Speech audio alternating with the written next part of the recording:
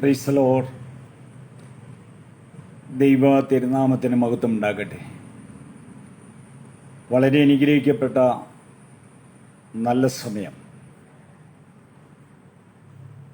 യോഹന്നാൻ എഴുതിയ സുവിശേഷം എന്ന സബ്ജക്റ്റുമായിട്ട് വീണ്ടും നമുക്ക് ഒന്നിച്ചു ചേർന്ന് വരുവാൻ സ്വർഗത്തിലെ ദൈവം ഒരുക്കിയ നല്ല മുഖാന്തരങ്ങളെ ഓർത്ത് ഞാൻ ദൈവത്തിന് നന്ദി പറയുന്നു. വിശേഷാൽ റോസ് ഫാമിലി എന്ന ഈ ഫേസ്ബുക്ക് പേജിനെ ഓർത്ത് ദൈവത്തിന് നന്ദി പറയുന്നു. ദൈവം ധാരാളമായിട്ട് ഈ സഹോദരിയും കുടുംബത്തെയും ധാരാളമായിട്ട് മാനിച്ചനുഗ്രഹിക്കട്ടെ. അനേക ദൈവദാസന്മാരും ദൈവദാസിമാരും ദൈവവചനം വിളിച്ചറിയിക്കുന്ന ഈ പേജിലൂടെ എനിക്കും ഒരവസരം ഒരുക്കിയ ദൈവസ്നേഹത്തെ ഓർത്ത് ഞാൻ ദൈവത്തിന് നന്ദി പറയുന്നു. നമ്മൾ യോഹന്നാൻ എഴുതിയ സുവിശേഷത്തിൻ്റെ രണ്ടാമത്തെ പാർട്ടിലേക്കാണ് കടന്നു വന്നിരിക്കുന്നത്. കഴിഞ്ഞ ആഴ്ചയിൽ നാം ഇതിൻ്റെ പ്രാരംഭമായിട്ടുള്ള ഒരു ക്ലാസ് ചിന്തിക്കുവാനും പഠിക്കുവാനുമെല്ലാം ദൈവമുഖാന്തരമൊരുക്കി.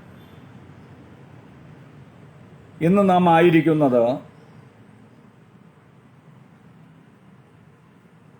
ആ വിഷയത്തെ തന്നെ അടിസ്ഥാനമാക്കിക്കൊണ്ട് പുസ്തകത്തിൽ കയറുന്നതിന് മുമ്പ് ബാഹ്യമായിട്ടുള്ള പല പഠനങ്ങളും നമുക്ക് ആവശ്യമാണ്.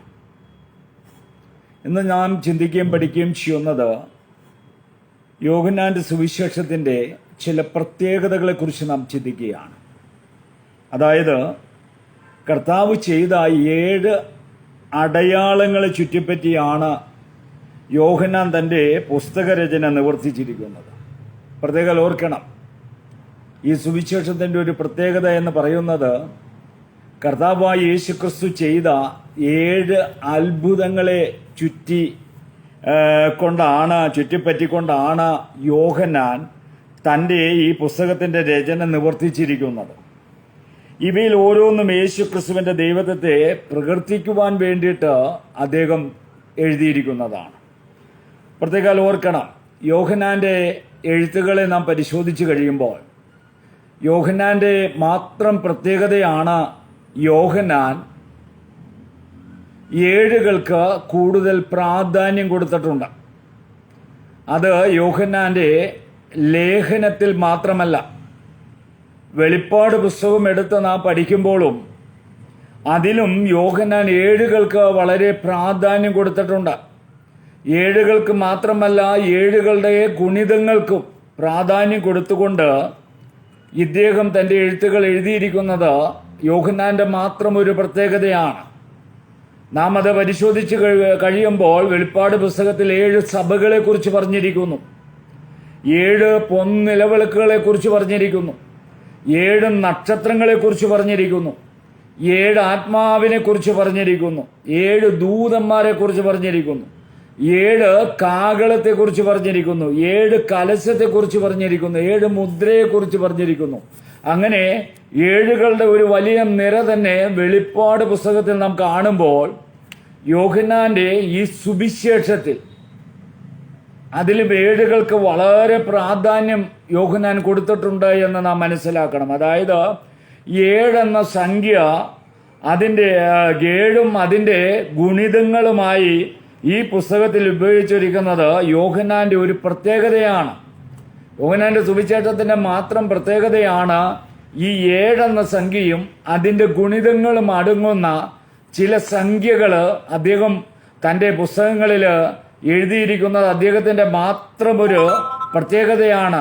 അത് ഒരു യഹൂദനെ സംബന്ധിച്ചിടത്തോളം അവനെ അത് വിളിച്ചറിയിക്കുന്നത് 7 എന്നത് പൂർണ്ണതയും പൂർത്തീകരണവും ഇത്യാദി ആശയങ്ങളെയാണ് 7 എന്ന സംഖ്യ ഇപ്പോൾ വേദപുസ്തകത്തിന്റെ ഉടനീളം നമ്മെ കാണിച്ചു തരുന്നത്. എന്തിനും പറയുന്നു, ലേവ്യ പുസ്തകം എടുത്ത് നാം പഠിച്ചു കഴിയുമ്പോൾ അതിലെല്ലാം 7ന്റെ പ്രാധാന്യത ഏറെ വലുതാണ്. നമ്മൾ ആ ഭാഗത്തിലേക്ക് കിടക്കുന്നില്ല. ഇവിടെ യോഹന്നാൻ 7ന്റെ പ്രത്യേകതകൾ പറഞ്ഞിട്ട് ഈ പുസ്തകത്തിൽ 7കളെ കുറിച്ച് പറഞ്ഞിരിക്കുന്നത്. അതായത് കർത്താവായ യേശുക്രിസ്തു 7 അത്ഭുതങ്ങളെ ചുറ്റിപ്പറ്റിക്കൊണ്ടാണ് ഈ പുസ്തകത്തിന്റെ രചന എന്ന് പറഞ്ഞത്. ആ 7 അത്ഭുതങ്ങൾ എന്തെല്ലാമാണ്? ഒന്നാമത്തെ അത്ഭുതം എന്ന് പറയുന്നത് കാനാവിലെ കല്യാണത്തിന് പച്ചവെള്ളത്തെ വീഞ്ഞാക്കിയതാണ്. അപ്പോൾ ഒന്നാമത്തെ കർത്താവിൻ്റെ അത്ഭുത പ്രവൃത്തി എന്ന് പറയുന്നത് കാനാവിലെ കല്യാണത്തിന് പച്ചവെള്ളത്തെ വീഞ്ഞാക്കിക്കൊണ്ട് ആ വിഷയത്തിലുള്ള വലിയൊരു വിശുദ്ധീകരണവും ഇവൻ ദൈവമാണ് എന്ന് പൂർണ്ണമായും വെളിപ്പെടുത്തേണ്ടതിനാണ് എഴുത്തുകാരൻ ആ ഒരു കാര്യം ഈ സുവിശേഷത്തിൽ മാത്രം എടുത്ത് പറഞ്ഞിരിക്കുന്നത്. രണ്ടാമത്തെ കാര്യം എന്ന് പറയുന്നത് രാജഭൃതന്റെ മകന്റെ സൗഖ്യമാക്കുന്നത് 4-ാം അധ്യായത്തിന്റെ 46 മുതൽ 54 വരെയുള്ള വേദഭാഗമാണ്. ആ ഒരു അടയാളത്തെക്കുറിച്ച് പറഞ്ഞിട്ട് അവിടെയും കർത്താവായ യേശുക്രിസ്തുവിന്റെ മഹത്വത്തെയാണ് ഈ സുവിശേഷം കാണിക്കുന്നത്. പ്രത്യേകം ഓർക്കണം, സമവീക്ഷണ സുവിശേഷത്തിൽ മറ്റുള്ള 3 സുവിശേഷങ്ങളിൽ കർത്താവിന്റെ അത്ഭുത പ്രവൃത്തികളെല്ലാം കാണുന്നുവെങ്കിൽ അതിനോട് ചുറ്റിപ്പറ്റി അവന്റെ ദൈവികത്വത്തെ ആ സുവിശേഷങ്ങൾ കാര്യമായി പറഞ്ഞില്ല എങ്കിൽ യോഹന്നാന്റെ സുവിശേഷം ഈ കാര്യങ്ങളെ വിശുദ്ധമാക്കിക്കൊണ്ട് അവൻ ദൈവമാണെന്ന്, അവൻ ദൈവത്തിന്റെ പുത്രനാണെന്നും ആ കാര്യങ്ങളെ അസന്നിഗ്ധമായിട്ട് പ്രസ്താവിക്കുകയാണ്. അപ്പൊ യോഹന്നാന്റെ അടയാളങ്ങൾ എന്ന് പറഞ്ഞിരിക്കുന്ന ഈ പുസ്തകത്തിലെ കർത്താവായ യേശുക്രിസ്തു ചെയ്ത അത്ഭുതങ്ങളും അടയാളങ്ങൾക്കും എന്താണ്? അവന്റെ ദൈവത്വത്തിന്റെ ആ മഹത്വത്തെ ഉയർത്തി കാണിക്കുകയാണ്. ഈ പുസ്തകത്തിന്റെ മാത്രം പ്രത്യേകതയാണ്. നാം അത് ഏറെ ശ്രദ്ധയോടെ അത് കാണേണ്ടത് ആവശ്യമാണ്. അതുപോലെ മൂന്നാമത്തെ കാര്യമെന്ന് പറയുന്നത് ബെത്സൈദ കുളക്കരയിലെ പക്ഷപാത രോഗിയെ കുറിച്ച് പറയുന്നു. അത് യോഹന്നാൻ മാത്രം പറയുന്ന ഒരു കാര്യം. അത് പറഞ്ഞിട്ട് അവിടെയും കർത്താവിന്റെ ദൈവത്വത്തെ ഉയർത്തുകയാണ്. അതാണ് പ്രാരംഭമായിട്ട് കഴിഞ്ഞ ക്ലാസ്സിൽ നാം ചിന്തിച്ചത്. യോഹന്നാന്റെ സുവിശേഷം എന്ന് പറയുന്നത് ഇതൊരു ദൈവശാസ്ത്രപരമായ സുവിശേഷമാണ്. ഇത് തിയോളജിക്കലായിട്ടുള്ള ഒരു സുവിശേഷമാണ്. അതുകൊണ്ട് ഈ ലോകത്തില് ഏറ്റവും കൂടുതൽ തർജ്ജമ ചെയ്തിട്ടുള്ളത് യോഹന്നാന്റെ സുവിശേഷത്തിൽ നിന്നാണ്. അനേകരെ കർത്താവിലേക്ക് അടുപ്പിക്കുവാൻ ഈ സുവിശേഷത്തിന്റെ പങ്ക് ചെറുതൊന്നുമല്ലായിരുന്നു ഈ ലോകത്ത് വഹിച്ചത്.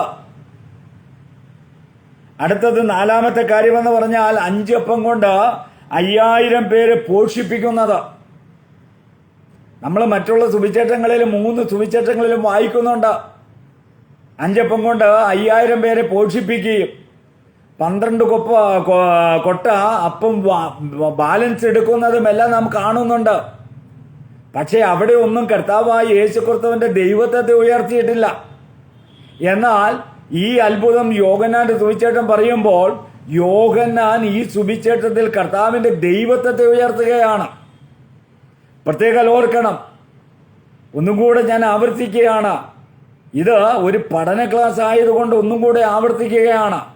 യോഹന്നാന്റെ സുവിശേഷം എന്ന് പറയുന്നത് 7 കർത്താവിന്റെ അത്ഭുതങ്ങളെ എന്താണ് ചുറ്റിപ്പറ്റിയുള്ള അതാണ് യോഹന്നാന്റെ ഈ എഴുത്ത്, ഈ രചന എന്ന് പറയുന്നത് കർത്താവായ യേശുക്രിസ്തുവിന്റെ 7 അടയാളങ്ങൾ ചുറ്റിപ്പറ്റിക്കൊണ്ടാണ്. അതില് ആ എഴുത്തുകാരൻ ഉദ്ദേശിക്കുന്നത് എന്താണ്? കർത്താവിന്റെ ദൈവത്വത്തെ ഈ ലോകത്ത് ഉയർത്തി കാണിക്കണം.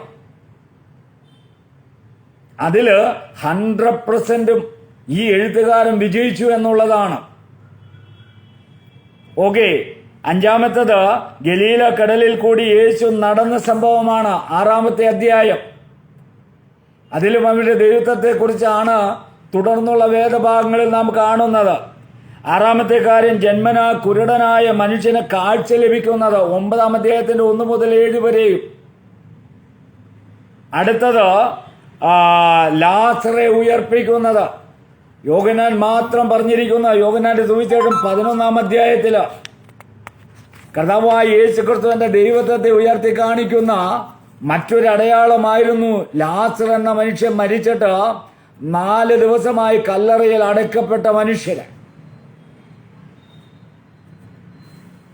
അപ്പൊ കർത്താവിന്റെ ഈ 7 അത്ഭുതങ്ങളെ ചുറ്റിപ്പറ്റിക്കൊണ്ടാണ് ഈ സുവിശേഷം എഴുതപ്പെട്ടിരിക്കുന്നത്.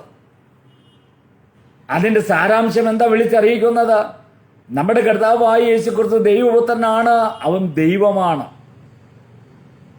ഓക്കെ, അപ്പോൾ അടുത്തത് യോഹന്നാൻ പറഞ്ഞിരിക്കുന്ന 7 കാര്യങ്ങൾ എന്താണ്? ഇത് ഏറ്റവും പ്രസിദ്ധമായ കാര്യങ്ങളാണ്. അനേക ദൈവദാസന്മാർ, ഞാൻ ഉൾപ്പെടെയുള്ള അനേകർക്ക് ഇതൊരു പ്രസംഗ വിഷയമാണ്. എന്താണ് യോഹന്നാന്റെ സുവിശേഷത്തിൽ ആ 7ന്റെ പ്രത്യേകത? ഒന്ന്, കർത്താവ് പറയുകയാണ്, ഞാൻ ജീവന്റെ അപ്പമാകുന്നു.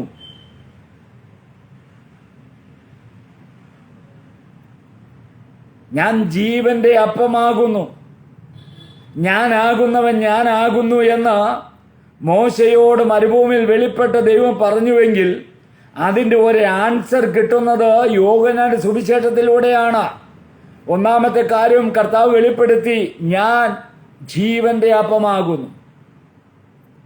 രണ്ടാമത്തെ കർത്താവ് പറയുകയാണ്, ഞാൻ ലോകത്തിന്റെ വെളിച്ചമാകുന്നു. നമ്മൾ പുസ്തകത്തിലേക്ക് വന്നു കഴിയുമ്പോൾ ഇതിൻ്റെ ഒരു വിശുദ്ധീകരണങ്ങൾ അവിടെ നമുക്ക് ലഭിക്കും. അപ്പൊ ഇവിടെ നമ്മളെ പ്രാരംഭ ക്ലാസ് എന്ന രീതിയിൽ നാം മനസ്സിലാക്കേണ്ട കാര്യങ്ങൾ, 7ന്റെ പ്രത്യേകതകൾ, ഈ സുവിശേഷത്തിൽ 7 എന്ന സംഖ്യയുടെ പ്രത്യേകതകൾ. പിന്നെ പറയുകയാണ്, ഞാൻ വാതിലാകുന്നു. എന്നിലൂടെ അല്ലാതെ ആരും പിതാവിന്റെ അടുക്കൽ കയറി വരുന്നില്ല. പിന്നെ പറയുകയാണ്, ഞാൻ നല്ല ഇടയനാകുന്നു. പിന്നെയും കർത്താവ് പറയുകയാണ്, ഞാൻ പുനരുദ്ധാനവും ജീവനുമാകുന്നു. പിന്നെ കർത്താവ് പറയുകയാണ്, ഞാൻ തന്നെ വഴിയും സത്യവും ജീവനുമാകുന്നു. പിന്നെ കർത്താവ് പറയുകയാണ്, ഞാൻ സാക്ഷാൽ മുന്തിരിവള്ളിയാകുന്നു. നമ്മൾ ഈ ഞാൻ എന്ന പദം നമ്മൾ ഉപയോഗിച്ച് കഴിയുമ്പോൾ അതിനൊരു വിലയുമില്ല. നമ്മുടെ ഈ ഞാൻ എന്ന ഐ ഉണ്ടല്ലോ, ഐ കർത്താവിന്റെ ക്രൂശിനാൽ ക്രൂശിക്കപ്പെട്ടില്ലെങ്കിൽ ഞാൻ എന്ന ഈ വ്യക്തിക്ക് ഒരു വിലയും ഉണ്ടാകുകയില്ല. എന്നാൽ ഇവിടെ ഉയർത്തപ്പെടുന്ന ഒരു ഞാൻ എന്ന പദമാണ് കർത്താവായ യേശുക്രിസ്തു. 7 കാര്യങ്ങളാണ് കർത്താവായ യേശുക്രിസ്തു അവകാശപ്പെട്ടിരിക്കുന്നത്. ഞാൻ ജീവന്റെ അപ്പമാകുന്നു. ഒന്ന് ആലോചിച്ച് നോക്കിക്കേ, നമ്മൾ ആ പദം എടുത്തു കഴിഞ്ഞാലോ, ഞാനാണല്ല, ഞാനില്ലായിരുന്നെങ്കിൽ കാണാമായിരുന്നു. ഞാൻ എന്നത് നമ്മുടെ ഒരു അഹങ്കാരത്തിൻ്റെ ഒരു വാക്കായിട്ടാണ് വിശ്വാസ ജീവിതത്തിൽ വന്നു കഴിഞ്ഞപ്പോൾ നമുക്ക് കാണുവാൻ കഴിയുന്നത്. ഞാനല്ല, എൻ്റെ ദൈവത്തിൻ്റെ കൃപയാണ്. അത് പറയുവാൻ നമുക്ക് കഴിയണം. അപ്പോൾ ഇവിടെ എന്താണ്? ഇവിടെ ഞാൻ ജീവന്റെ അപ്പമാകുന്നു. ഞാൻ ലോകത്തിന്റെ വെളിച്ചമാകുന്നു. ഞാൻ വാതിലാകുന്നു. ഞാൻ നല്ല ഇടയനാകുന്നു. ഞാൻ പുനരുദ്ധാനവും ജീവനുമാകുന്നു. ഞാൻ വഴിയും സത്യവും ജീവനുമാകുന്നു. ഞാൻ സാക്ഷാൽ മുന്തിരിവള്ളിയാകും. അപ്പോൾ കർത്താവ് ഈ സുവിശേഷത്തിൽ മാത്രം അവകാശപ്പെട്ടിരിക്കുന്ന 7 കാര്യങ്ങൾ പിന്നെയുമുണ്ട്. 7ന്റെ തന്നെ പിന്നെയും നാം പല കാര്യങ്ങളും കാണുകയാണ്. എന്താണ്? സ്വർഗത്തിൽ നിന്നുള്ള അപ്പം 7 പ്രാവശ്യം പറഞ്ഞിരിക്കുന്നു. സ്വർഗത്തിൽ നിന്നും ഇറങ്ങി വന്നിരിക്കുന്നു 7 പ്രാവശ്യം പറഞ്ഞിരിക്കുന്നു. യേശു ദൈവപുത്രൻ എന്ന് 7 പ്രാവശ്യം പറഞ്ഞിരിക്കുന്നു. ജീവന്റെ അപ്പം എന്ന് 7ന്റെ ഗുണിതമാകുന്ന 21 പ്രാവശ്യം പറഞ്ഞിരിക്കുന്നു. അതുപോലെ ഇതിൽ ഒരു ആവർത്തന സംഖ്യകൾ വരുന്നത്, 7ന്റെ ഗുണിതങ്ങൾ അല്ലാത്ത സംഖ്യകൾ വരുന്നത് പിതാവ് എന്ന പദം 118 പ്രാവശ്യം പറഞ്ഞിരിക്കുന്നു. ഈ സുവിശേഷത്തിന്റെ ഒരു പ്രത്യേകതയാണ്, പിതാവ് എന്ന പദം 118 പ്രാവശ്യം പറഞ്ഞിരിക്കുന്നത്. അതുകൊണ്ട് പിന്നെ വിശ്വസിക്കുക എന്ന് 100 പ്രാവശ്യം പറഞ്ഞിരിക്കുന്നു. അപ്പൊ പിതാവ് എന്ന പദം 118 പ്രാവശ്യം പറഞ്ഞപ്പോൾ തൃത്വത്തെക്കുറിച്ച്, ട്രിനിറ്റിയെക്കുറിച്ച് ഈ സുവിശേഷം തരുന്ന തെളിവുകൾ വളരെ കൂടുതലാണ്. തൃപ്തമെന്ന വിഷയത്തെക്കുറിച്ച് ലോകത്തിന് സകല സംശയങ്ങളും തീർക്കുവാൻ ഈ സുവിശേഷം നമുക്ക് വളരെ വളരെ എവിഡൻസ് ആണ് തന്നുകൊണ്ടിരിക്കുന്നത്. പിതാവിനെ കുറിച്ച് 118 പ്രാവശ്യമാണ് യോഹന്നാന്റെ സുവിശേഷത്തിൽ പറഞ്ഞിരിക്കുന്നത്. അതുപോലെ വിശ്വസിക്കുക. ഈ പുസ്തകം എഴുതേണ്ട ഉദ്ദേശം പറഞ്ഞു, യേശു ദൈവപുത്രനെന്ന് നിങ്ങൾ വിശ്വസിക്കേണ്ടതിന്. ഞാനിത് എഴുതുന്നു. അപ്പൊ വിശ്വസിക്കുക എന്ന പദം 100 പ്രാവശ്യമാണ് ഈ ഒറ്റ സുവിശേഷത്തിൽ എഴുതിയിരിക്കുന്നത്. ലോകം എന്ന പദം 78 പ്രാവശ്യം പറഞ്ഞിട്ടുണ്ട്. സ്നേഹം എന്ന പദം 45 പ്രാവശ്യം പറഞ്ഞിട്ടുണ്ട്. സാക്ഷ്യം എന്ന പദം 47 പ്രാവശ്യം പറഞ്ഞിരിക്കുന്നു. ജീവൻ എന്ന പദം 37 പ്രാവശ്യം പറഞ്ഞിരിക്കുന്നു. വെളിച്ചം എന്ന പദം 24 പ്രാവശ്യം പറഞ്ഞിരിക്കുന്നു. അപ്പോ ആവർത്തനങ്ങളെല്ലാം നാം ഒന്ന് മനസ്സിലാക്കി പോകണം. എങ്കിൽ മാത്രമേ ഈ പുസ്തകത്തിലേക്ക് കയറുമ്പോൾ നമുക്കുണ്ടാകുന്ന സംശയങ്ങളെല്ലാം എന്താണ് നീക്കപ്പെട്ടുകൊണ്ട് വേണം നമ്മൾ മുന്നോട്ട് പോകുവാൻ. അതുകൊണ്ട് ഈ ഒരു സുവിശേഷത്തെ സംബന്ധിച്ചിടത്തോളം പഠനം വളരെ ശ്രദ്ധയോടെ കൂടിയിരുന്ന് പഠിക്കേണ്ട ഒരു സുവിശേഷമാണ് യോഹന്നാന്റെ സുവിശേഷം. അടുത്ത കാര്യം എന്ന് പറയുന്നത് യേശു ക്രിസ്തു ശുശ്രൂഷ ചെയ്ത സ്ഥലങ്ങൾ. അത് ഈ സുവിശേഷത്തിന്റെ മറ്റൊരു പ്രത്യേകതയാണ്. എന്താണ് കർത്താവ് ശുശ്രൂഷിച്ച സ്ഥലങ്ങളുടെ പ്രത്യേകത? മറ്റുള്ള സകല സുവിശേഷങ്ങൾ എഴുതിയിരിക്കുന്ന ആ സ്ഥലങ്ങളെക്കാൾ ഇതെന്താണ് വ്യത്യാസം? ഏറെ വ്യത്യാസങ്ങളുണ്ട്. എന്താണ്? ഒന്നാമത്, സമവീക്ഷണ സുവിശേഷങ്ങളിൽ യേശു പ്രധാനമായും ഗലീലയിൽ ശുശ്രൂഷ നിർവഹിച്ചിരുന്നു എന്നും അവസാന ഘട്ടത്തിൽ മാത്രം യേശു യെരുശലേമിലേക്ക് വന്നു എന്നും കാണുന്നു. അപ്പൊ ആ 3 സുവിശേഷങ്ങളിലും കർത്താവായ യേശു ക്രിസ്തു ഗലീലയിൽ മാത്രം കർത്താവിന്റെ ശുശ്രൂഷ ഒതുങ്ങി നിന്നതും അവസാനം യെരുശലേം ദേവാലയത്തിലേക്ക് കടന്നു വരുന്നതും ദാവീദിന് പുത്രൻ ഓശാന എന്ന് പറഞ്ഞ യെരുശലേം ദേവാലയത്തിലേക്ക് അവനെ പ്രവേശിപ്പിക്കുന്നതുമെല്ലാമാണ് മറ്റ് 3 സുവിശേഷങ്ങളും പറഞ്ഞപ്പോൾ ഈ സുവിശേഷം എന്താണ് പറയുന്നത്? ഈ സുവിശേഷം പറയുന്നത്, എന്നാൽ യോഹന്നാൻ യേശുവിന്റെ ശുശ്രൂഷകൾ പ്രധാനമായും യെരുശലേമിലും യഹൂദയിലും നിർവഹിക്കപ്പെടുകയും ചില പ്രത്യേക സമയങ്ങളിൽ മാത്രം ഗലീലയ്ക്ക് കടന്നുപോയതുമായിട്ടാണ് കാണുന്നത്. അപ്പൊ യോഹന്നാന്റെ സുവിശേഷത്തിന്റെ മറ്റൊരു പ്രത്യേകതയാണ് കർത്താവായ യേശു ക്രിസ്തുവിന്റെ യെരുശലേമിലും യഹൂദയിലുമുള്ള ശുശ്രൂഷകളാണ് ഏറ്റവും കൂടുതൽ പ്രാധാന്യം കൊടുത്തിരിക്കുന്നത്. എന്നാൽ ചിലപ്പോഴെല്ലാം ഗലീലയിലേക്ക് കടന്നു പോകുന്നതായിട്ട് നമുക്ക് കാണുവാൻ കഴിയുന്നുണ്ട്.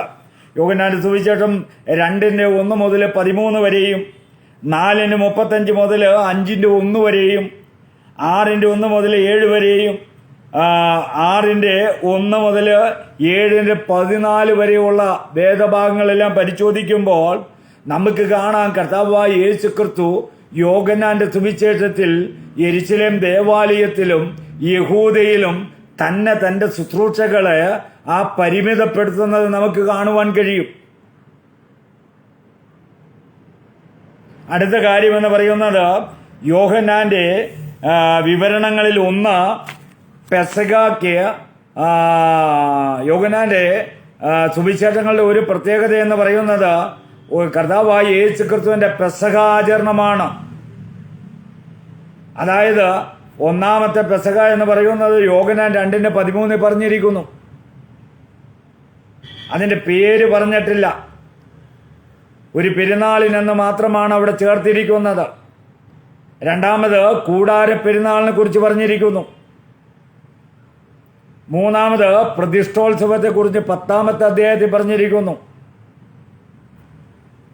യേശു യെരുശലേമിൽ ഉണ്ടായിരുന്നതായി 10:10 ഈ അധ്യായത്തിന് ശേഷം യേശു യെരുശലേമിൽ തന്നെ ആയിരുന്നു എന്ന് ഈ സുവിശേഷം മാത്രം പറഞ്ഞിരിക്കുകയാണ്. അപ്പൊ യോഹന്നാന്റെ സുവിശേഷത്തില് 10-ാമത്തെ അധ്യായം മുതൽ കർത്താവായ യേശു ക്രിസ്തു യെരുശലേം ദേവാലയത്തില് യെരുശലേമിൽ ചുറ്റിപ്പറ്റിക്കൊണ്ട് മാത്രം ശുശ്രൂഷ ചെയ്യുന്നത് യോഹന്നാന്റെ ഒരു പ്രത്യേകതയാണ്. പിന്നെ മറ്റൊരു പ്രത്യേകത എന്ന് പറയുന്നത് യോഹന്നാന്റെ ശുശ്രൂഷയുടെ സുവിശേഷത്തിന്റെ പ്രത്യേകത 3 പെസഹായുടെ ആചരണങ്ങള് കർത്താവ് ആചരിച്ചതായിട്ട് പറയുന്നു. സമവീക്ഷണ സുവിശേഷങ്ങളിൽ ഒരൊറ്റ പെസഹ ആചരിക്കുന്നത് മാത്രമേ കാണുന്നുള്ളൂ. മത്തായി, മർക്കോസ്, ലൂക്കോസ് ഈ 3 സുവിശേഷങ്ങൾ എടുത്ത് പഠിച്ചു കഴിയുമ്പോൾ കർത്താവ് തൻ്റെ ശുശ്രൂഷയെല്ലാം നിവർത്തിച്ച് യെരുശലേമിലേക്ക് താൻ മരിക്കുവാൻ കടന്നു വരുന്ന ആ ഒരൊറ്റ പെസഹായെക്കുറിച്ച് മാത്രം കാണുന്നു. കർത്താവേ, ഞങ്ങൾ നിനക്ക് വേണ്ടിയിട്ട് പെസഹ എവിടെ ഒരുക്കണം? കർത്താവ് പറഞ്ഞു, നിങ്ങൾ എതിർപ്പെടുന്ന ഗ്രാമത്തിൽ ചെല്ലുമ്പോൾ ഒരു കുടം വെള്ളവും ചുമന്നുകൊണ്ട് ഒരുവൻ നിങ്ങൾക്ക് എന്താണ് എതിരെ വരുന്നത് നിങ്ങൾ കാണും. അവൻ ചെന്ന് കയറുന്ന ആ ഭവനത്തിൽ ഉടയവനോട് ചോദിപ്പിൻ. അവിടെ അവൻ ഒരുക്കിയ ഒരു മാളിക മുറി നിങ്ങൾക്ക് കാണിച്ചു തരും. അപ്പം മറ്റ് 3 സുവിശേഷങ്ങളും കർത്താവായ യേശു ക്രിസ്തുവിന്റെ ഒരൊറ്റ പെസഹ പറയുമ്പോൾ യോഹന്നാൻ മാത്രം കർത്താവായ യേശു ക്രിസ്തുവിന്റെ 3 പെസഹായെ കുറിച്ച് പറയുന്നു. അതായത് മറ്റുള്ള സുവിശേഷങ്ങൾ യേശുവിന്റെ ശുശ്രൂഷ 1 വർഷം മാത്രമാണ് ഉള്ളതായിട്ട് നമുക്ക് മനസ്സിലാക്കാൻ കഴിയുന്നത്. കർത്താവായ യേശു ക്രിസ്തുവിന്റെ ശുശ്രൂഷ മറ്റ് 3 സുവിശേഷങ്ങളിലും 1 വർഷം മാത്രമാണ് നമുക്ക് കാണുവാൻ കഴിയുന്നത്.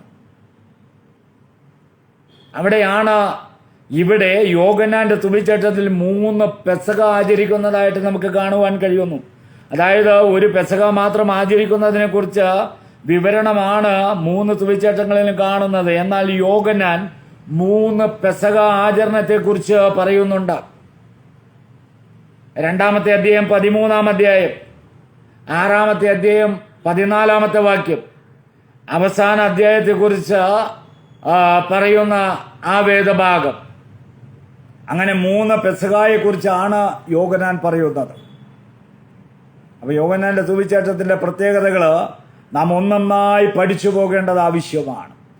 അടുത്ത നമ്മുടെ ചിന്ത എന്ന് പറയുന്നത് സംഭവങ്ങളുടെ വിശദീകരണത്തിനുള്ള വ്യത്യാസങ്ങൾ.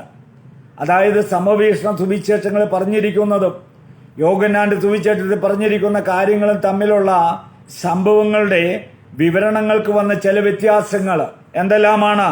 സമവീക്ഷണ സുവിശേഷങ്ങളിൽ ദേവാലയ ശുദ്ധീകരണം യേശുവിന്റെ ശുശ്രൂഷയുടെ അവസാന കാലഘട്ടത്തിലാണ് കാണുന്നത്. നമുക്കറിയാം, മത്തായി, മാർക്കോസ്, ലൂക്കോസ് ഇവരുടെ 3 പേരുടെയും സുവിശേഷം നാം എടുത്ത് വായിക്കുമ്പോൾ, ആ സമവീക്ഷണ സുവിശേഷം വായിക്കുമ്പോൾ അതിൽ കർത്താവായ യേശു ക്രിസ്തു അവസാന നാളിൽ യെരുശലേം ദേവാലയത്തിലേക്ക് ചെല്ലുകയും കയറുകൊണ്ട് ഒരു ചമ്മട്ടി ഉണ്ടാക്കി അവിടുത്തെ പൊൻപാണി വെക്കാരെ എല്ലാം അടിച്ച് അവരുടെ മേശയും നാണയങ്ങളെല്ലാം തൂക്കിക്കളയുന്നതായിട്ട് 3 സുവിശേഷങ്ങളും പറയുകയാണ്. മർക്കോസ് 11:15 മുതൽ 17 വരെ, മത്തായി 21:12-13 വേദഭാഗങ്ങൾ, ലൂക്കോസ് 19:45-46 വേദഭാഗങ്ങൾ. എന്നാൽ യോഹന്നാൻ മാത്രം ദേവാലയ ശുദ്ധീകരണം ആദ്യഘട്ടത്തിൽ പറയുക. മനസ്സിലായോ? കാര്യങ്ങൾ മനസ്സിലാകുന്നുണ്ടല്ലോ? എല്ലാവർക്കും മനസ്സിലാകത്തക്ക രീതിയിൽ വളരെ ലളിതമായി നല്ല ആശയത്തോടു കൂടിയും തന്നെയാണ് നമ്മുടെ ക്ലാസ് ക്രമീകരിക്കപ്പെട്ടിരിക്കുന്നത്. യോഹന്നാൻ അവരെല്ലാം ലാസ്റ്റാണ് കർത്താവ് യെരുശലേം ദേവാലയത്തിലേക്ക് പ്രവേശിക്കുന്നതും യെരുശലേം ദേവാലയത്തിന്റെ ആ ശുദ്ധീകരണം നടത്തുന്നതുമെല്ലാം അവസാനം പറഞ്ഞിരിക്കുമ്പോൾ അവന്റെ ആലയത്തെക്കുറിച്ചുള്ള എരിവെന്നെ തിന്നുകളയുന്നു എന്ന വചന നിവർത്തി പോലെ. എന്നാൽ യോഹന്നാന്റെ സുവിശേഷം 2-ാമത്തെ അധ്യായത്തില് കർത്താവായ യേശു ക്രിസ്തു ദേവാലയ ശുദ്ധീകരണത്തെക്കുറിച്ച് പറഞ്ഞിരിക്കുകയാണ്. 2-ാമത്തെ അധ്യായം 13 മുതൽ 22 വരെയുള്ള വേദഭാഗങ്ങളിൽ ദേവാലയത്തിന്റെ ശുദ്ധീകരണത്തെയാണ് ആദ്യം പറഞ്ഞിരിക്കുന്നത്. അപ്പൊ അത് തമ്മിലുള്ള വ്യത്യാസം, സംഭവങ്ങളുടെ വിശുദ്ധീകരണങ്ങളിൽ വന്ന വ്യത്യാസങ്ങളെ കുറിച്ച് നാം ചിന്തിക്കണം. അതുപോലെ 2-ാമത്തെ പോയിന്റ് എന്ന് പറയുന്നത് സമവീക്ഷണ സുവിശേഷങ്ങളിൽ ശിഷ്യന്മാർ കർത്താവിനെ വിശ്വസിക്കുന്നത് സാവധാനത്തിലാണ്. കർത്താവ് എന്തൊക്കെ ചെയ്താലും അവർക്കങ്ങ് വിശ്വസിക്കാൻ പറ്റുന്നില്ല. പലപ്പോഴും കർത്താവിൽ അവിശ്വാസം കൂടെ അവരിൽ കടന്നു വരുന്നു. തങ്ങളുടെ കൂടെയുള്ളവന്റെ ആ ദൈവത്വത്തെക്കുറിച്ചും ദൈവപുത്രൻ എന്നുള്ള ബോധ്യത്തെക്കുറിച്ചും എല്ലാം അവർക്ക് പൂർണ്ണമായി അങ്ങ് വിശ്വസിക്കാൻ പറ്റുന്നില്ല. അത് സമവീക്ഷണ സുവിശേഷങ്ങളുടെ ഒരു പ്രത്യേകതയാണ്. എന്നാൽ യോഹന്നാനിൽ ആദ്യഘട്ടത്തിൽ തന്നെ ശിഷ്യന്മാർ യേശുവിനെ രാജാവും മശിഹായുമായി അംഗീകരിച്ചതായിട്ട് പറയപ്പെടുന്നു. കേട്ടോ, യോഹന്നാന്റെ സുവിശേഷത്തിന്റെ പ്രത്യേകതയാണ് ആരംഭത്തിൽ തന്നെ കർത്താവ് രാജാവാണ്, യഹൂദന്മാർ കാത്തിരിക്കുന്ന മശിഹായാണ് ഞങ്ങളുടെ കൂടെ ഉള്ളതെന്ന് ആരംഭത്തിൽ തന്നെ അറിയുന്നതാണ് യോഹന്നാന്റെ സുവിശേഷത്തിന്റെ പ്രത്യേകത. അതുകൊണ്ടാണ് യോഹന്നാന്റെ സുവിശേഷം നമ്മൾ പഠിക്കേണ്ടത് ആവശ്യമാണ്. മറ്റു സുവിശേഷങ്ങളൊന്നും ഞാൻ ഒരിക്കലും മറ്റു സുവിശേഷങ്ങൾ പഠിക്കേണ്ട എന്നല്ല. ഈ സുവിശേഷം പഠിച്ചിട്ട് ആ സുവിശേഷം കൂടെ പഠിക്കണം. അതിമനോഹരമായ സുവിശേഷം, കർത്താവായ യേശു ക്രിസ്തുവിന്റെ ദൈവത്വത്തെ ഇത്രമാത്രം ഉയർത്തിയിരിക്കുന്ന ഒരു സുവിശേഷം വേറെയില്ല. Praise the Lord. അതുകൊണ്ട് മൂന്നാമത്തെ പോയിന്റ് എന്ന് പറയുന്നത് കർത്താവായ യേശു ക്രിസ്തുവിന്റെ ക്രൂശുമരണം പെസഹയ്ക്ക് നടന്നു എന്ന സമവീക്ഷണ സുവിശേഷങ്ങളിൽ കാണുന്നു. അങ്ങനെയല്ലേ? അതായത് സമവീക്ഷണ സുവിശേഷങ്ങളിൽ നമ്മൾ എങ്ങനെ വായിക്കുന്നത്? മർക്കോസിന്റെ മാളികമുറിയിൽ അവർ പെസഹ ആചരിച്ചു. എന്നിട്ട് സ്തോത്രം പാടിക്കൊണ്ട് അവര് എങ്ങോട്ടാണ്? ഗത്സമനത്തോട്ടത്തിലേക്ക് പോകുക. 3 സുവിശേഷങ്ങളും അങ്ങനെയാണ് പറഞ്ഞിരിക്കുന്നത്. അവിടെ വെച്ച് പുരോഹിതന്മാരാലും പരീശന്മാരാലും ആലയത്തിന്റെ ചേവകരാലും അവൻ പിടിക്കപ്പെടും. അവൻ ആ പെസഹായ്ക്ക് എന്താണ് ക്രൂശിക്കപ്പെടുന്നതായിട്ട് നമുക്ക് കാണുന്നു, പിടിക്കപ്പെടുന്നതായിട്ട്. എന്നാൽ യോഹന്നാൻ താൻ എഴുതുമ്പോൾ പെസഹായ്ക്ക് തലേ ദിവസം കർത്താവായ യേശു ക്രിസ്തുവിനെ പിടിക്കപ്പെട്ടതായിട്ട് പറയുന്നു.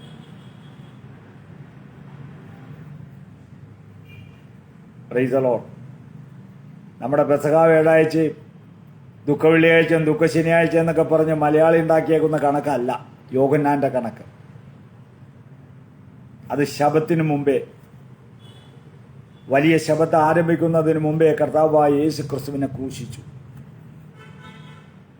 ശബത്താകയാൽ ശരീരം ഇത് ക്രൂശിലിട്ടിരിക്കുന്നത് ശരിയല്ല എന്ന് കണ്ടിട്ട്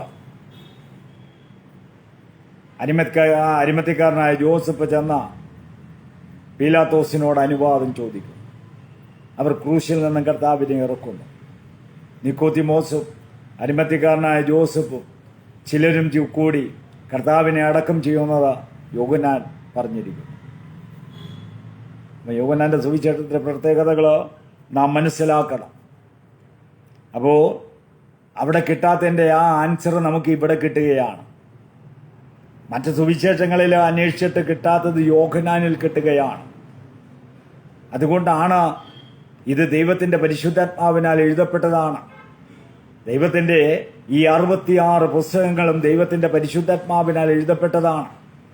ഒന്നൊന്നിനോട് ബന്ധപ്പെട്ടിരിക്കുന്നതാണ്. ഒന്നുപോലും മാറ്റിക്കളയുവാൻ, എന്തിനു പറയുന്നു, ഇതിൽ ഒരക്ഷരം പോലും മാറ്റി പറയുവാൻ നമുക്ക് വ്യവസ്ഥയില്ല. ഒന്നും നമുക്ക് കൂട്ടിക്കളയുവാൻ നമുക്ക് വ്യവസ്ഥയില്ല.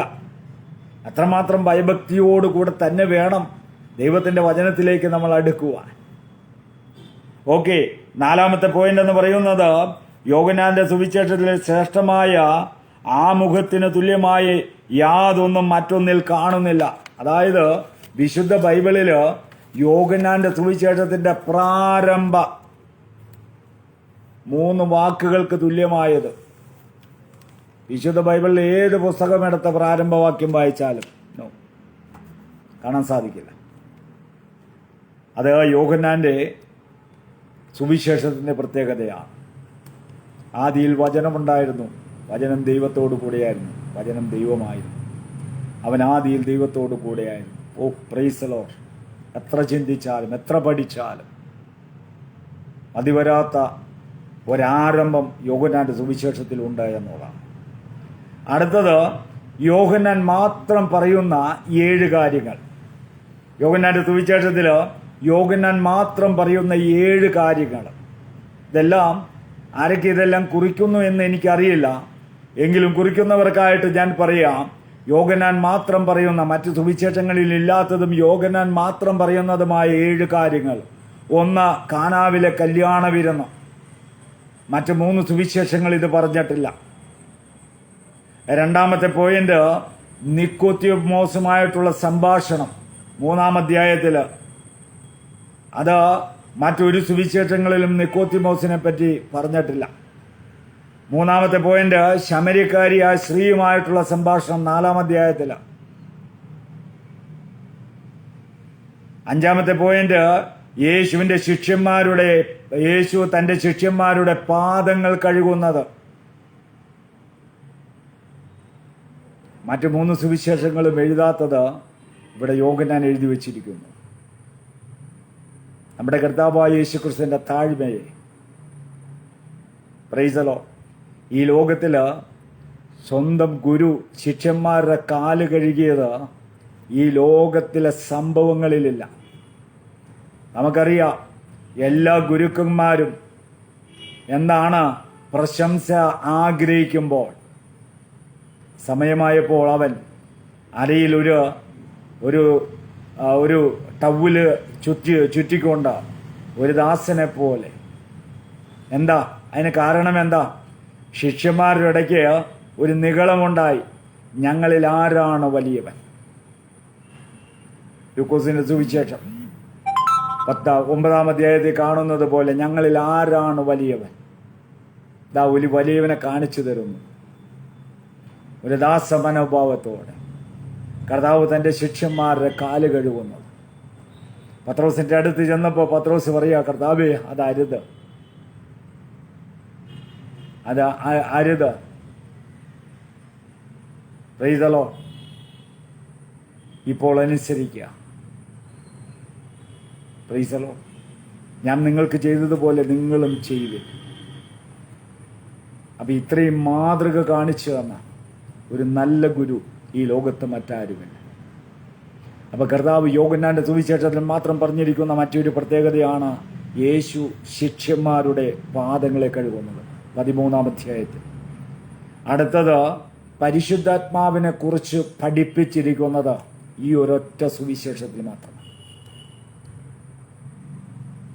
പരിശുദ്ധാത്മാവ് എന്ന കാര്യസ്ഥൻ വരുമെന്നും പരിശുദ്ധാത്മാവായ കാര്യസ്ഥൻ വന്നിട്ട് എന്താണ് നിങ്ങൾക്ക് വേണ്ടിയിട്ട് ചെയ്യുന്നതെന്നതെല്ലാം വ്യക്തമായിട്ട്, അത് യോഹന്നാന്റെ സുവിശേഷത്തിന്റെ മാത്രം പ്രത്യേകതയാണ്. ഒന്ന് ആലോചിച്ച് നോക്കിക്കേ, നമ്മുടെ കയ്യിൽ 10 വിരലുകളുണ്ട്. ഈ 10 വിരലുകളും കർത്താവായ യേശുക്രിസ്തു ഈ ഭൂമിയിലേക്ക് വന്ന നടത്തിയ 5 കാര്യങ്ങളെ നമ്മുടെ വലത് കൈയിലെ 5 വിരലുകൾ എണ്ണിക്കഴിഞ്ഞാൽ നമുക്ക് കാണാം. ഒന്ന്, കർത്താവ് ഈ ലോകത്തിലേക്ക് വന്നത് ക്രിസ്തുവേശു പാപികളെ രക്ഷിപ്പാൻ ലോകത്തിൽ വന്നു എന്നുള്ളത് വിശ്വാസവും എല്ലാവരും അംഗീകരിപ്പാൻ യോഗ്യവുമായ വചനം തന്നെ. കാണാതെ പോയതിനെ തിരഞ്ഞു പിടിച്ച് രക്ഷിപ്പാനല്ലോ മനുഷ്യപുത്രൻ വന്നിരിക്കുന്നത്. അപ്പൊ കർത്താവായ യേശുക്രിസ്തു ഈ ലോകത്തിലേക്ക് വന്നത് പാപികളെ തേടിയാണ്, പാപികളെ രക്ഷിപ്പാനാണ്. രണ്ടാമത് കർത്താവായ യേശുക്രിസ്തു വന്നത് നിങ്ങൾക്ക് നിത്യജീവൻ നൽകുവാനാണ്, അത് സമൃദ്ധിയായി നൽകുവാനാണ്. ദുഷ്ടൻ എങ്ങനെയാണ് ദുഷ്ടൻ വരുന്നത്? കക്കാനും ഓട്ടിപ്പാനും അറുപ്പാനും മുടിപ്പാനും അവൻ വന്നിരിക്കുന്നു. ഞാൻ നിങ്ങൾക്ക് നിത്യജീവൻ നൽകുവാൻ യേശു വന്നിരിക്കുന്നു. കർത്താവ് ഈ ലോകത്തിലേക്ക് വന്നതിന്റെ കാരണം നമുക്ക് നിത്യജീവൻ നൽകുവാനാണ്. മൂന്നാമത്തെ കാര്യം കർത്താവ് പറയുന്നു, ഞാൻ സത്യത്തിന് സാക്ഷി നിൽക്കേണ്ടതിന് ഇഹത്തിൽ വന്നിരിക്കുന്നു, ഈ ഭൂമിയിൽ വന്നിരിക്കുന്നു. സത്യതൽപരരായവരെല്ലാവരും എൻ്റെ വാക്ക് കേൾക്കുന്നു. നാലാമത് കർത്താവ് പറയുകയാണ്, ഞാൻ മരണത്തിന്റെ അധികാരിയായിരുന്ന പിശാചിന്റെ തലയെ തകർക്കുവാൻ, ഈ പിശാചിന്റെ ആധിപത്യം തകർക്കുവാൻ മനുഷ്യപുത്രൻ വന്നിരിക്കുന്നു. അതുകൊണ്ടാണ് കൊലോസ്യ ലേഖനം 2-ാം അധ്യായം 14-15 പറയുന്നത്, പിശാചിന്റെ സർവായുധങ്ങളെ മുഴുവൻ അടിയറവ് വെപ്പിച്ചു. കർത്താവിന്റെ ക്രൂശിന്റെ കീഴിൽ അവൻ ആയുധമുള്ളവനായിരുന്നു. അവൻ ആയുധവർഗമുണ്ടായിരുന്നു. അവൻ്റെ ആയുധങ്ങളെയെല്ലാം കർത്താവായ യേശുക്രിസ്തുവിൻ്റെ ക്രൂശിന് കീഴിൽ ചിതറിക്കിടക്കുകയാണ്. കർത്താവിൻ്റെ ക്രൂശ് മരണം അവൻ്റെ തലയെ തകർത്തു, അവൻ്റെ അധികാരത്തെ തകർത്തു. പാതാളത്തിൽ ബന്ധിക്കപ്പെട്ടിരുന്ന ആത്മാക്കളെ എല്ലാം കർത്താവ് വിടുവിച്ചു. അവൻ്റെ അധീനതയിൽ കിടന്ന സകല അധികാരത്തെയും ആദാം എന്ന ഏക മനുഷ്യനാൽ പാപത്തിലൂടെ ആ പദവികളെ എല്ലാം അവൻ പിടിച്ചെടുത്തു.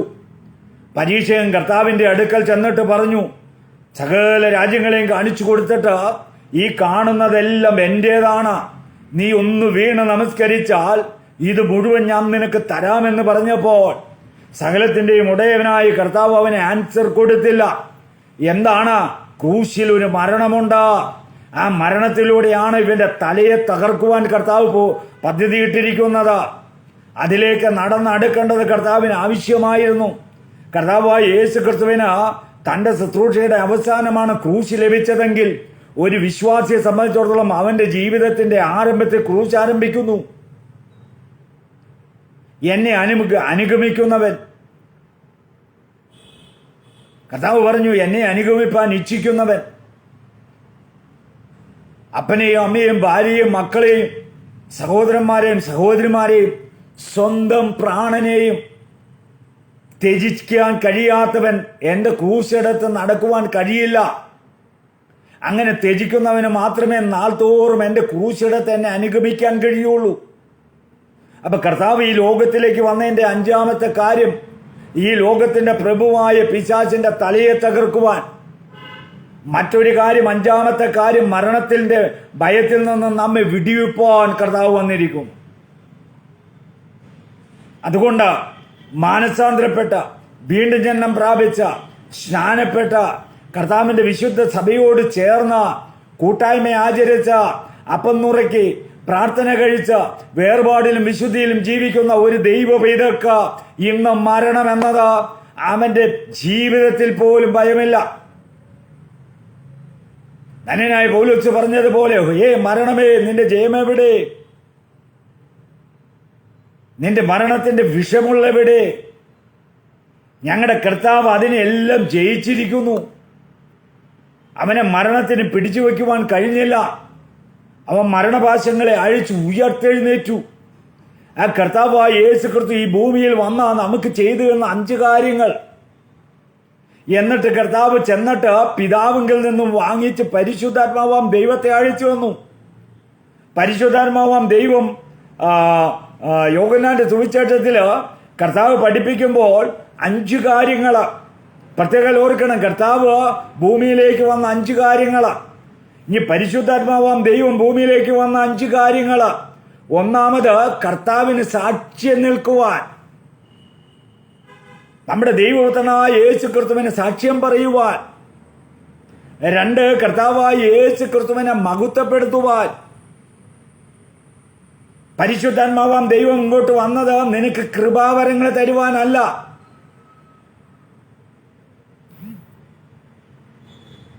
അതാണല്ലോ തെറ്റിപ്പോകുന്നത്. പരിശുദ്ധാത്മാവാം ദൈവം ഈ ലോകത്തിലേക്ക് വന്നത് യോഹന്നാന്റെ സുവിശേഷം പഠിപ്പിക്കുന്നു. അവൻ വന്ന് എന്നെ സാക്ഷീകരിക്കും, എങ്ങനെ മഹത്വപ്പെടുത്തും, നിങ്ങളെ പാപത്തെക്കുറിച്ചും നീതിയെക്കുറിച്ചും ന്യായവിധിയെക്കുറിച്ചും ബോധ്യം വരുത്തും. പ്രൈസലോ. അപ്പൊ പരിശുദ്ധാത്മാവാം ദൈവം ചെയ്തെടുക്കുന്ന ഈ 5 കാര്യങ്ങളാണ്. പ്രൈസലോ. ഹല്ലേലൂയ. നമുക്ക് മുന്നോട്ട് പോകാമല്ലോ. അപ്പൊ കർത്താവ് യോഹന്നാൻ മാത്രം പറയുന്ന 7 കാര്യങ്ങളിൽ 6-ാമത്തെ കാര്യമാണ് പരിശുദ്ധാത്മാവാം ദൈവത്തെക്കുറിച്ച്, അവന്റെ ആഗമനത്തെക്കുറിച്ച് ഈ സുവിശേഷം മാത്രം പഠിപ്പിക്കുന്നു. 7-ാമത്തെ കാര്യം, ശിഷ്യന്മാർ സംസാരിക്കുന്നത് ഈ സുവിശേഷത്തിൽ മാത്രം പറഞ്ഞിരിക്കും. ഏത് ശിഷ്യന്മാരാ? ഒന്ന് ആന്ത്രയോസിന്റെ സംഭാഷണം ഈ സുവിശേഷത്തിൽ മാത്രം കാണുന്നു. തോമസ് സംസാരിക്കുന്നത് ഈ സുവിശേഷത്തിൽ മാത്രം കാണുന്നു. പീലിപ്പോസ് സംസാരിക്കുന്നത് ഈ സുവിശേഷത്തിൽ മാത്രം കാണുന്നു.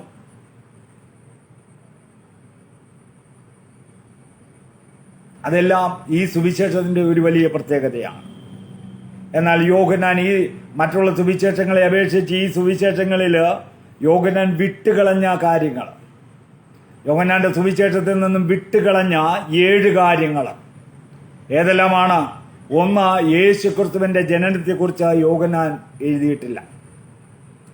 യേശുക്രിസ്തുവിന്റെ ജനനത്തെക്കുറിച്ച് യോഹന്നാൻ എഴുതിയിട്ടില്ല. 2, യേശുക്രിസ്തുവിന്റെ സ്നാനത്തെക്കുറിച്ച് യോഹന്നാൻ എഴുതിയിട്ടില്ല. 3, കർത്താവായ യേശുക്രിസ്തുവിന്റെ മരുഭൂമിയിലെ പരീക്ഷയെക്കുറിച്ച് യോഹന്നാന്റെ സുവിശേഷം എഴുതിയിട്ടില്ല.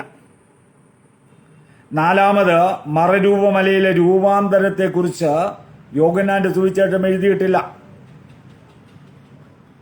5, തിരുവത്താഴ് നിയമിച്ചു കൊടുക്കുന്നത് യോഹന്നാന്റെ സുവിശേഷത്തിൽ എഴുതിയിട്ടില്ല. ഗെത്സമന തോട്ടത്തിലെ പോരാട്ടം, പ്രാർത്ഥനയെക്കുറിച്ച് യോഹന്നാന്റെ സുവിശേഷത്തിൽ എഴുതിയിട്ടില്ല. സ്വർഗാരോഹണം മറ്റ് 3 സുവിശേഷങ്ങളും എഴുതിയപ്പോൾ യോഹന്നാൻ അതിനെക്കുറിച്ച് എഴുതിയിട്ടില്ല.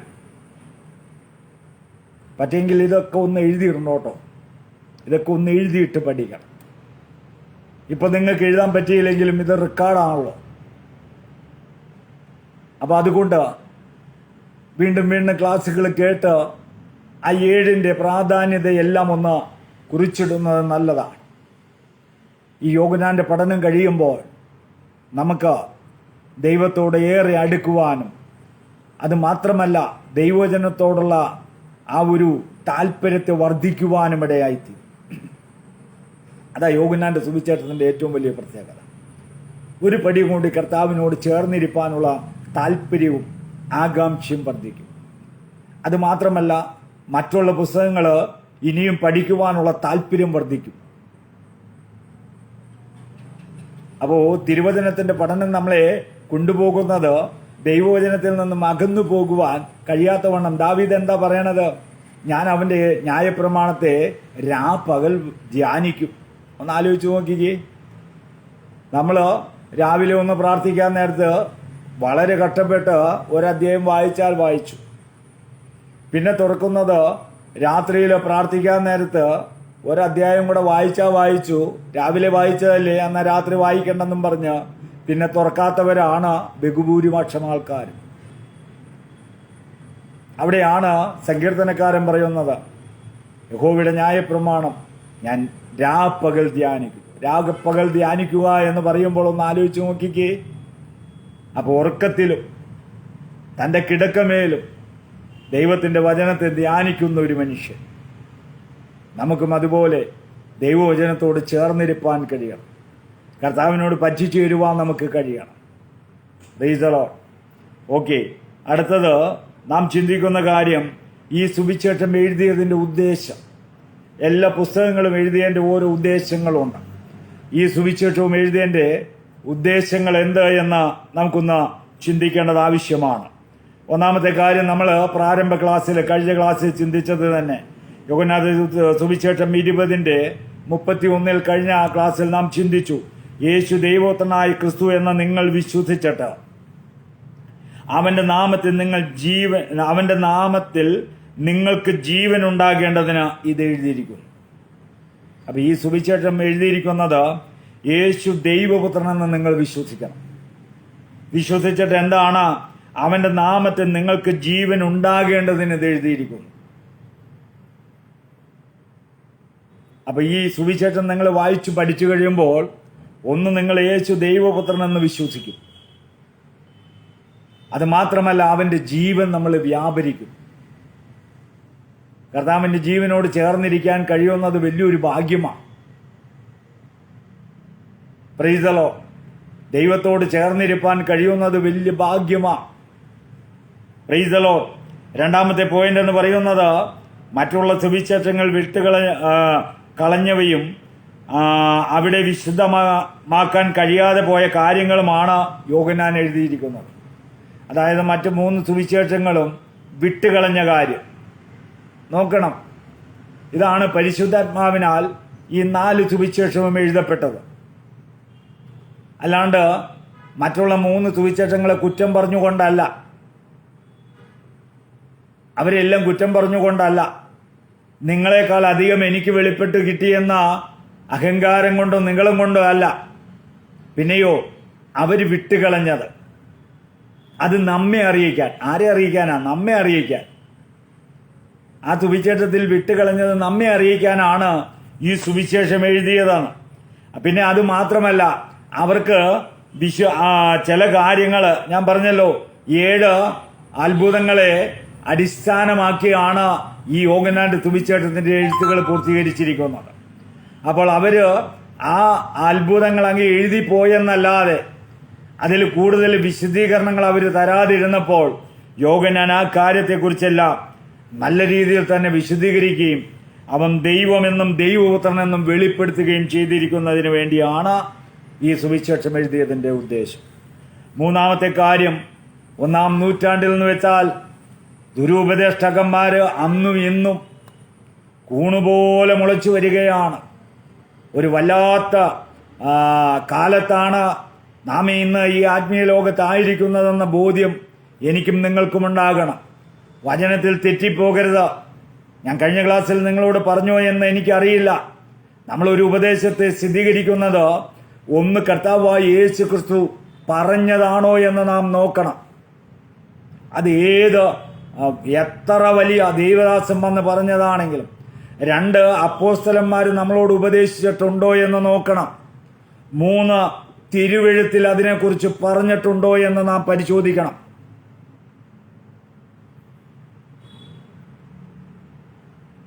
എന്ന് വിചാരിച്ച് തിരുവെഴുത്തിൽ എഴുതി വെച്ചോ എന്ന് വിചാരിച്ച് എന്താണ് ചില കാര്യങ്ങൾ നാം പരിശോധിക്കണം. ഇപ്പോ കൊരിന്ത്യയിലെ വിശ്വാസികൾക്ക് പൗലോസ് എഴുതുമ്പോൾ ഒരു കാര്യങ്ങൾ എഴുതിയത് ഞാനൊരു എക്സാമ്പിളായിട്ട് പറയുകയാണ്. മരിച്ചവർക്ക് വേണ്ടിയിട്ട് ജീവിച്ചിരിക്കുന്നവർ സ്നാനപ്പെടുന്ന ഒരു സമ്പ്രദായം 1-ാം നൂറ്റാണ്ടിൽ കൊരിന്ത്യ സഭയ്ക്കുണ്ടായിരുന്നു. മരിച്ചവർക്ക് വേണ്ടിയിട്ടുള്ള സ്നാനം കൊരിന്ത്യ സഭയെ പറഞ്ഞിരിക്കുന്ന ഒരു കാര്യമാണ്. എന്താ അത്? ഒരു കല്ലെടുത്തേച്ചും അതിൽ മരിച്ചവരുടെ പേരെഴുതി ജീവിച്ചിരിക്കുന്നവൻ ചെന്ന് സ്നാനപ്പെടുന്ന ഒരു സമ്പ്രദായം കൊരിന്ത്യ സഭയ്ക്കുണ്ടായിരുന്നു. പൗലോസ് അത് നഖശിതം എതിർക്കുകയാണ്. മരിച്ചവർക്ക് വേണ്ടി മറ്റൊരുവൻ സ്നാനപ്പെടുന്നു. ഇതിലും വലിയ ഭോഷത്വം എന്താ ഉള്ളത്?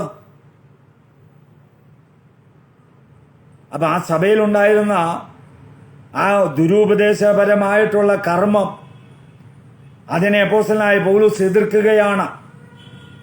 മറ്റൊരു കാര്യം, വിശുദ്ധ ബൈബിളിൽ വേറെ എങ്ങും മരിച്ചവർക്ക് വേണ്ടിയുള്ള സ്നാനത്തെക്കുറിച്ച് പറയുന്നില്ല.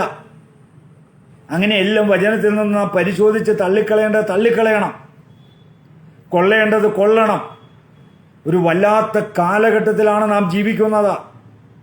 തിയോളജിയന്മാര് തിരുവചനത്തിൽ പറഞ്ഞതുപോലെ കഴിയുമെങ്കിൽ വ്രതന്മാരെയും തെറ്റിച്ചു കളയുന്ന കാലം. അതുകൊണ്ട് ആര് വചനം പഠിപ്പിച്ചാലും ഞാൻ പഠിപ്പിച്ചാലും പൗലോസ് പറഞ്ഞതാണ് യഥാർത്ഥം. ഇനി സ്വർഗത്തിൽ നിന്നും ഒരു ദൂതം വന്നിട്ടാണെങ്കിലും ഈ സുവിശേഷത്തിന് വിരുദ്ധമായിട്ട് എന്തെങ്കിലും നിങ്ങളെ പഠിപ്പിച്ചാൽ അവൻ ശപിക്കപ്പെട്ടവൻ. അപ്പൊ നാം ഏറെ പരിശോധിക്കണം. 1-ാം നൂറ്റാണ്ടിൽ യോഹന്നാൻ ഈ സുവിശേഷം എഴുതുമ്പോൾ ദുരുപദേഷ്ടാക്കന്മാർ എന്താണ് വളരെയേറെ വർദ്ധിച്ചു വന്നിരുന്നു. അവരെ ഗണ്ണിക്കുവാൻ വേണ്ടിയാണ് ഇത് എഴുതിയിരിക്കുന്നത്. അതായത് യേശുവിൻ്റെ മനുഷ്യത്വത്തെയും മറ്റു ചിലർ അവൻ്റെ ദൈവത്വത്തെയും നിഷേധിക്കുമായിരുന്നു. 1-ാം നൂറ്റാണ്ടിൽ തന്നെ യേശുവിൻ്റെ മനുഷ്യത്വത്തെ, യേശുവിൻ്റെ ദൈവത്വത്തെ ഇതെല്ലാം നിഷേധിച്ചു തുടങ്ങിയിരുന്നു. അന്ന് തന്നെ ജ്ഞാനവാദികൾ, നമുക്ക് തുടർന്ന് വരുമ്പോൾ കാണാം അവരെക്കുറിച്ചുള്ള പഠനം.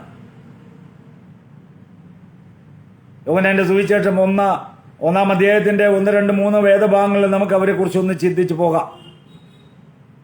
അപ്പോൾ 1-ാം നൂറ്റാണ്ടിൽ തന്നെ യേശുവിൻ്റെ മനുഷ്യത്വത്തെയും ദൈവത്വത്തെയും കുറിച്ചുള്ള ശക്തമായ ദുരുപദേശം യെരുശലേമിലും യഹൂദയിലും ലോകത്തിന്റെ നാനാഭാഗത്തും പൊട്ടിമുളയ്ക്കുവാനിടയായി തീർന്നു. അപ്പോൾ അങ്ങനെയുള്ള ദുരുപദേശങ്ങളെ ഗണ്ണിക്കുന്നതിനും അവരെ വായടപ്പിക്കുന്നതിനും യോഹന്നാൻ കർത്താവായ യേശു ക്രിസ്തുവിന്റെ ദൈവത്വത്തെയും അവൻ ദൈവപുത്രനെന്ന് തെളിയിക്കുന്നതിനും വേണ്ടിയിട്ട് ഈ സുവിശേഷം എഴുതിയെന്നും അവന്റെ ദൈവത്വത്തെയും മനുഷ്യത്വത്തെയും ഉയർത്തിക്കൊണ്ട് ഈ സുവിശേഷം എഴുതിയെന്ന് നാം മനസ്സിലാക്കണം. അടുത്ത കാര്യമെന്ന് പറയുന്നത് ജ്ഞാനവാദികളെ എതിർക്കുവാൻ. മറ്റൊരു കൂട്ടരായിരുന്നു ജ്ഞാനവാദികൾ. അവരുടെ അഭിപ്രായത്തിൽ ഭൂമിയും അതിലുള്ളതൊക്കെയും തിന്മ നിറഞ്ഞതാണ്. ജ്ഞാനവാദികൾ പറയുകയാണ് ഭൂമിയും ഭൂമിയിലുള്ളതൊക്കെയും തിന്മ നിറഞ്ഞതാണ്, അശുദ്ധമാണ്. അതിനാൽ പരിശുദ്ധനായ ദൈവത്തിന് ഭൂമിയിലേക്ക് ഇറങ്ങി വന്ന് താമസിക്കാൻ സാധ്യമല്ല. ഒന്ന് ആലോചിച്ച് നോക്കിക്കേ. ആ ജ്ഞാനവാദികൾ പറയുകയാണ് ഭൂമിയിലുള്ളതെല്ലാം അശുദ്ധമാണ്, തിന്മ നിറഞ്ഞതാണ്. അതുകൊണ്ട് പരിശുദ്ധനായ ദൈവത്തിന് സ്വർഗത്തിൽ നിന്നും ഭൂമിയിലേക്ക് ഇറങ്ങി വന്ന് താമസിക്കാൻ സാധ്യമല്ലെന്ന്. പിന്നെയും അവർ പറയുന്ന മറ്റൊരു കാര്യമാണ് ദൈവം ലോകത്തെ സൃഷ്ടിക്കുകയും ലോകവുമായി ബന്ധപ്പെടുകയും ചെയ്യുന്നത് ചില അവതാരങ്ങളിലൂടെയാണ്. ഒന്നും കൂടെ, ദൈവം ലോകത്തെ സൃഷ്ടിക്കുകയും ലോകവുമായിട്ട് ദൈവം ബന്ധപ്പെട്ടുകൊണ്ടിരുന്നത് ചില അവതാരങ്ങളിലൂടെയാണ്. അവരുമായിട്ടാണ് ദൈവത്തിന് ബന്ധമുള്ളൂ. ദൈവം അവരുമായിട്ടാണ് ലോകത്തോട് ബന്ധപ്പെടുന്നതെന്ന് അവർ വിശ്വസിക്കുകയും പഠിപ്പിക്കുകയും ചെയ്തു. അപ്പോൾ ദൈവം ഈ ലോകത്തെ ചില അവതാരങ്ങളെ മാത്രം തെരഞ്ഞെടുത്തു ദൈവവുമായിട്ട് ബന്ധപ്പെടുവാൻ. അവരുമായിട്ട് മാത്രമാണ് ദൈവം ബന്ധപ്പെട്ടിരുന്നതെന്ന്. അടുത്തത്, ചിലർ പറഞ്ഞു യേശു ദൈവത്തിന്റെ അവതാരങ്ങളിൽ ഒന്നാണെന്ന്. ജ്ഞാനവാദികളിൽ ചിലർ അവകാശപ്പെട്ടത് യേശു ദൈവത്തിന്റെ അവതാരങ്ങളിൽ ഒരാളാണ്, ഈ ഭൂമിയിലെ അനേക അവതാരങ്ങളിൽ ഒരാളാണ്. അവന് യഥാർത്ഥത്തിൽ ഒരു ശരീരം ഉണ്ടായിരുന്നില്ല എന്നും ഉണ്ടെന്ന് നമുക്ക് തോന്നിയതാണെന്നും അവർ വിശ്വസിക്കുകയും പഠിപ്പിക്കുകയും ചെയ്തു.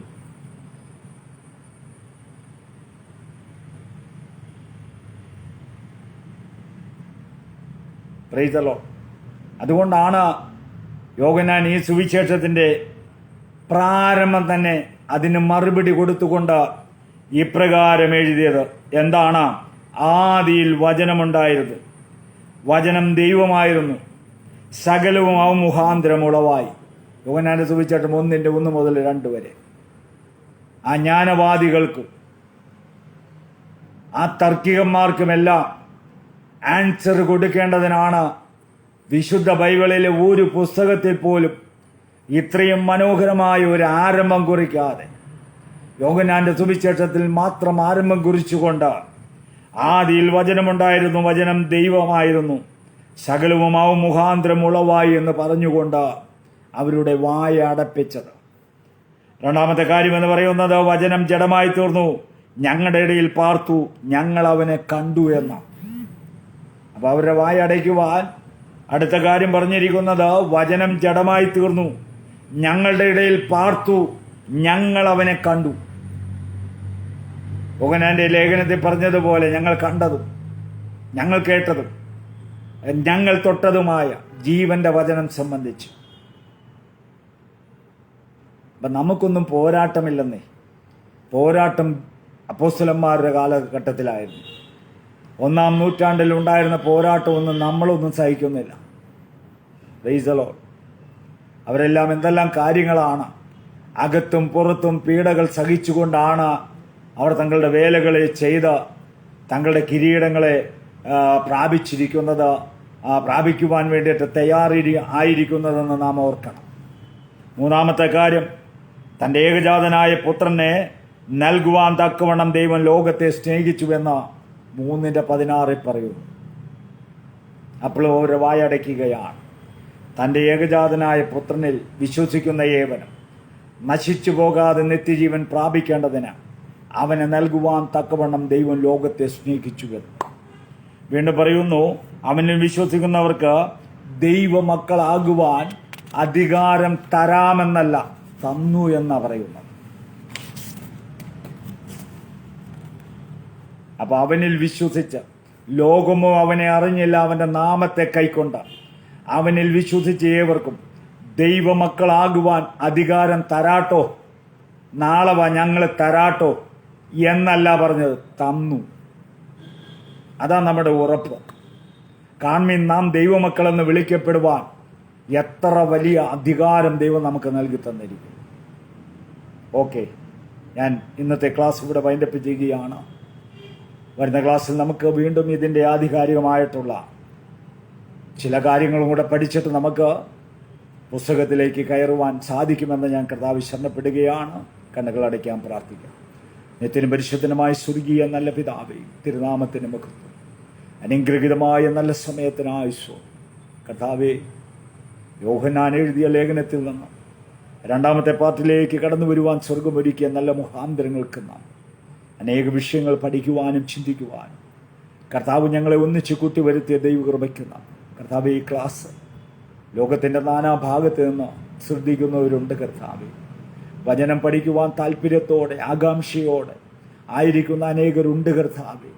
സത്യവചനത്തെ യഥാർത്ഥമായി അവർ പഠിക്കുവാൻ കർത്താവ്, ഈ ക്ലാസ് അവർക്ക് ഏറെ പ്രയോജനകരമായി തീരുവാൻ ദൈവം സഹായിക്കണമെന്ന് പ്രാർത്ഥിക്കുന്നു. ഈ മീഡിയയ്ക്കായി സ്തോത്രം. ഇതിൻ്റെ അഡ്മിനായിരിക്കുന്ന എല്ലാവരെയും ഓർത്ത് പ്രാർത്ഥിക്കുന്നു കർത്താവ്. ധാരാളമായി അവരെല്ലാം മാനിച്ചനുഗ്രഹിക്കണം കർത്താവെ. സത്യവചനത്തെ പഠിപ്പിക്കുവാൻ അടിയനെയും അവിടുത്തെ കൃപയിൽ സൂക്ഷിക്കണമെന്ന് പ്രാർത്ഥിക്കുന്നു. പ്രാർത്ഥന കേട്ടിരിക്കാൻ നന്ദി. ക്രിസ്തു യേശുവിൻ്റെ നാമത്തിൽ തന്നെ ആമേൻ. Okay, thank you.